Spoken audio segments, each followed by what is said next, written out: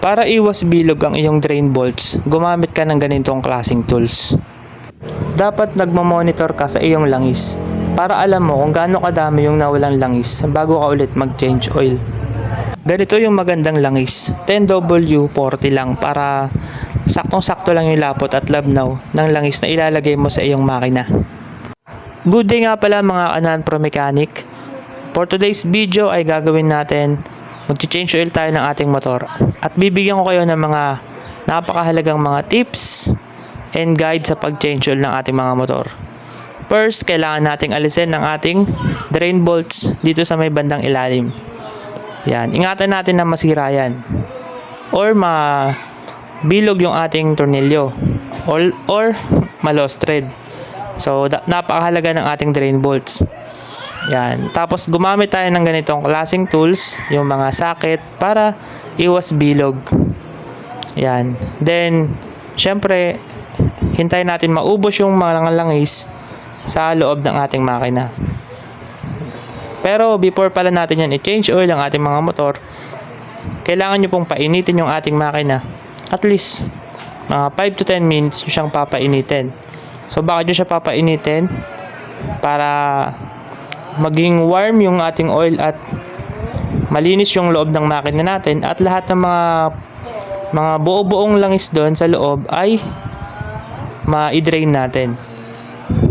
Then, syempre, kailangan natin alisin yung ating dipstick. So, after natin matanggal lahat ng oil sa loob ng ating engine, kailangan natin syempre ibalik ang ating drain bolts. Napakahalaga na ito kasi maraming nakakalimot na ito. Minsan, naglalagay sila ng bagong langis pero hindi pa nila nailalagay ang kanilang drain bolts. Kaya dapat number 1 to na tatandaan nyo.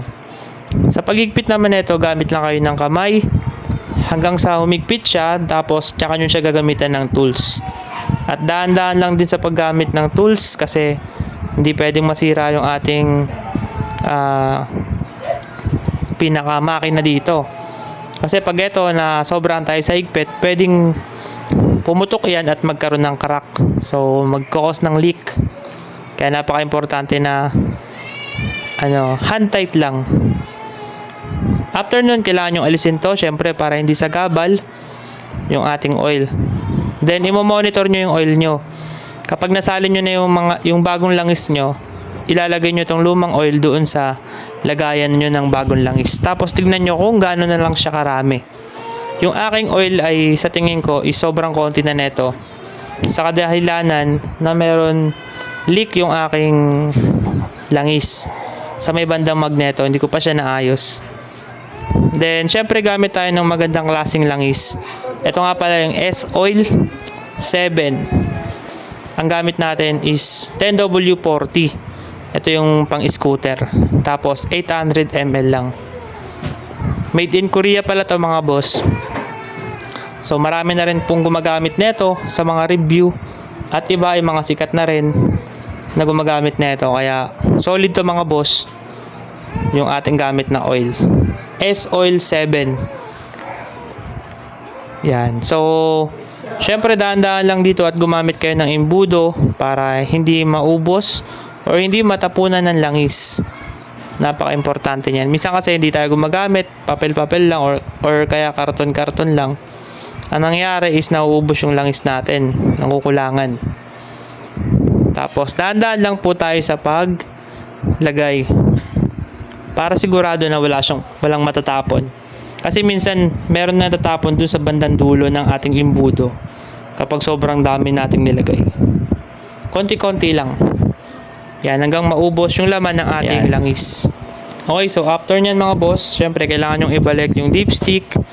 Ayan, medyo iba na po yung dipstick natin dyan. Nagpalit na tayo ng ibang klase. Yan, okay naman yan, ganyang klase. Then after nyo siyang change oil, syempre kailangan yung panda rin yung makina. Yung makina. At least mga, ganun din, mga 5 to 10 minutes. Para naman malubricate ulit or umikot ulit yung langis sa ating makina. Malangisan yung ating head, yung cylinder head, yung yung cylinder head, yung ating sigunyal at yung mga ibang parts sa loob ng ating engine. After nyan, tapos na tayo mag-change oil. Then, syempre, re-reset natin yung ating panel gauge. After nun, tapos na tayo.